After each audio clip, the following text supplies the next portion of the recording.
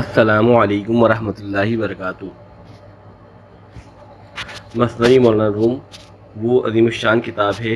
جو ہر دور میں علماء حق کی پسند رہی ہے اور جس کی حکایات و واقعات بیان کر کر وہ اللہ تعالیٰ کی محبت کا درس لوگوں کو دیتے ہیں۔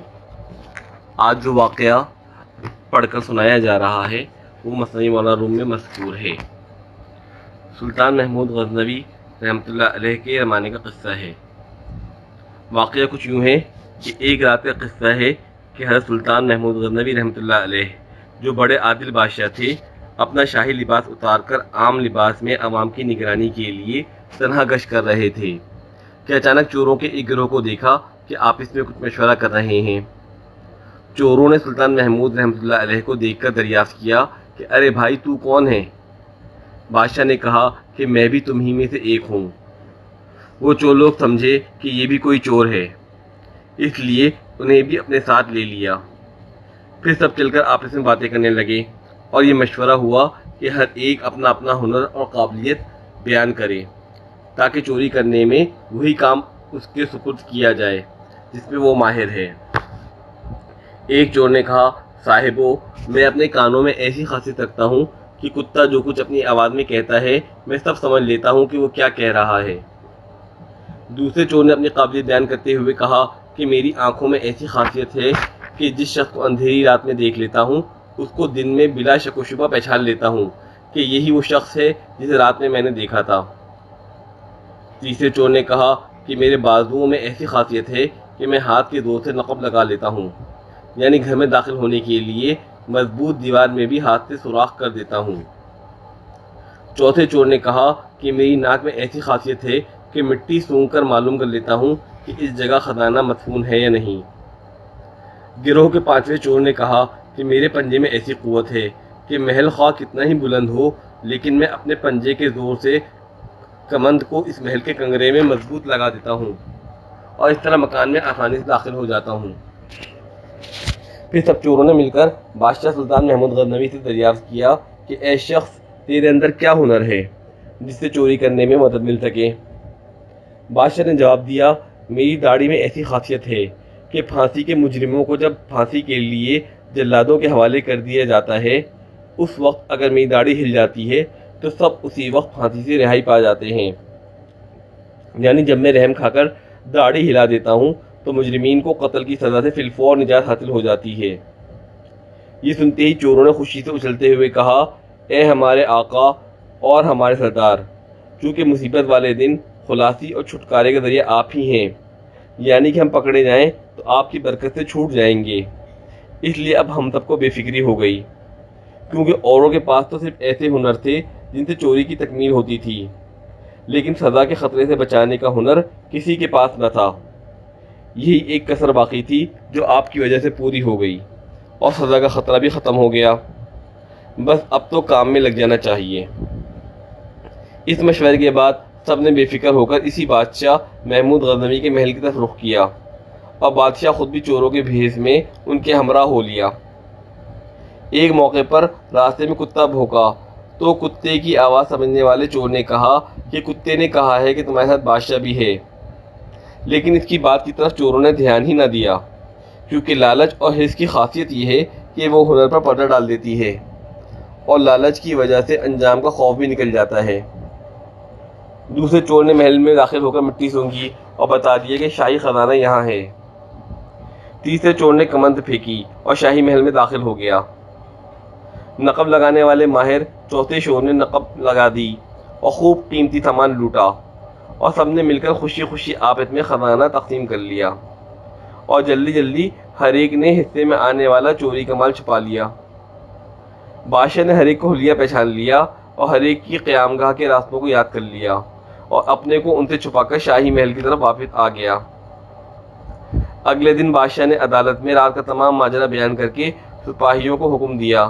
کہ سب چور کو گرفتار کیا جائے اور پھر سب کو قتل کر دیا جائے۔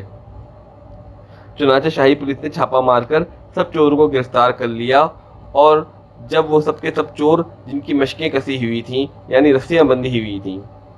جب عدالت میں حاضر ہوئے تو تخت شاہی کے سامنے ہر ایک خوف سے کانپنے لگا۔ لیکن وہ چور کہ جس کے اندر یہ خاصیت تھی کہ جس کو اندھیری رات میں دیکھ لیتا دن میں بھی اس کو بے شبہ پہچان لیتا، صرف وہ مطمئن تھا۔ اس پر خوف کے ساتھ رجا و امید کے آثار بھی نمایاں تھے۔ بادشاہ کے انتقام کا ڈر بھی تھا اور ساتھ ساتھ بادشاہ کی مہربانی اور شفقت سے امیدوار بھی تھا